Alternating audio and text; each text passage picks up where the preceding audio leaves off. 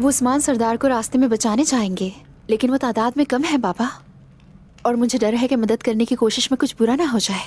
अल्लाह के हुक्म से मुझे यकीन है कि मलहून खातून उस्मान साहब को बचा लेंगी। पुरसुकून रहें बाला खातून। बहुत मुश्किलात झेली हैं उस्मान साहब ने, वो इस पर काबू पा लेंगे इंशाअल्लाह। इंशाअल्लाह।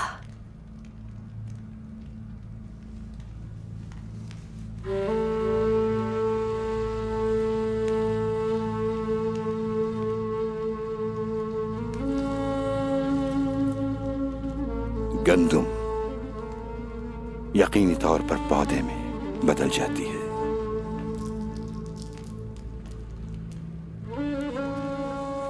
ये अल्लाह का हुक्म है। जब तक गंदुम जमीन में न मिल जाए और उगना शुरू न हो जाए, ये कई दुश्वार गुजार रास्तों से गुजरती है। रब्बे करीम इसे बारिश से सैराब करता है और फिर इसकी नशोनुमा होती है। फिर ये पौधा बनता है, हवा चलती है, सूरज तपता है और फिर आखिरकार ये अपना सर झुका लेती है।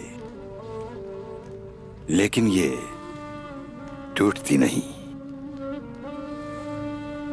तो आपका मतलब है कि बिल्कुल इसी तरह उस्मान साहब भी इन जमीनों के दिल में बोया हुआ बीज है बाबा? कैसे है?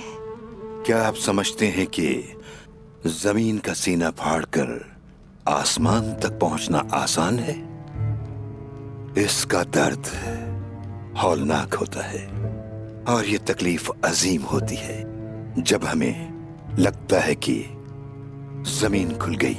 ठीक उस वक्त हम सोचते हैं कि बीज उगने के लिए तैयार हो चुका है, लेकिन फितरत का निजाम सब्र चाहता है, यहां तक कि वो जमीन की 7 तहों के नीचे तक जड़ पकड़ जाए और तुम्हारा सर आसमान की बुलंदी तक पहुंच जाए, तो फिर तुम्हारा दुश्मन कुछ नहीं बिगाड़ सकता।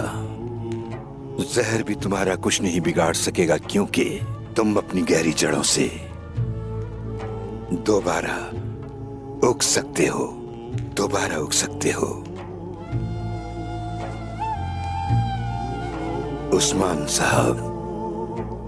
उस्मान साहब का इम्तिहान मुश्किल है। दुश्मन गद्दार और जालिम है, लेकिन उनके दिल में मोहब्बत है, इसलिए वो अपने तमाम दुश्मनों पर गलबा पालेंगे।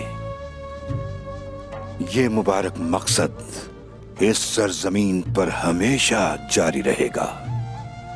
उस्मान साहब की औलाद अल्लाह के इंसाफ को फैलाएगी, हमारे प्यारे नबी के पैगाम को दुनिया में पहुंचाने का बाइस बनेगी इंशाअल्लाह। तुम फिक्र न करो, इस मकसद की जिद्दोजहद को कभी तर्क नहीं किया जाएगा। इंशाअल्लाह। इंशाअल्लाह। अस्सलामु अलैकुम। वालेकुम अस्सलाम। वालेकुम अस्सलाम। मारी, क्या हुआ है? मेरे पास पूरी खबर है। कोई जगह महफूज नहीं, इसीलिए तुर्गुत ने मुझे आपके पास भेजा है। आपको मालूम है, फरमान काया पर निकोला का कब्जा है। बेटी, अब तुम हमारी हिफाजत में हो।